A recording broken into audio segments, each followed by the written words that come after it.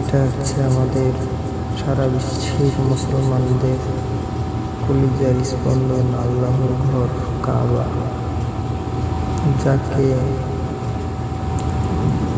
দেখার জন্য এবং যে ঘরগুলো ছেলে মালিককে সেজা দেওয়ার জন্য মানুষ ব্যাকুল। সারা বিশ্ব থেকে মানুষ সব সময় 3 রাত 24 ঘন্টা এখানে আসার জন্য, দেখার জন্য সকল মুসলমানের কলিজা চায় যে একবার হলেও আল্লাহর ঘর কাবাকে দেখি। তবে যারা দেখতে পারছেন আলহামদুলিল্লাহ, এবং যারা পান নাই আল্লাহ যেন সকলকে আসার তৌফিক দান করেন। এখানে আসলে দুনিয়াবি কোনো চিন্তা ভাবনা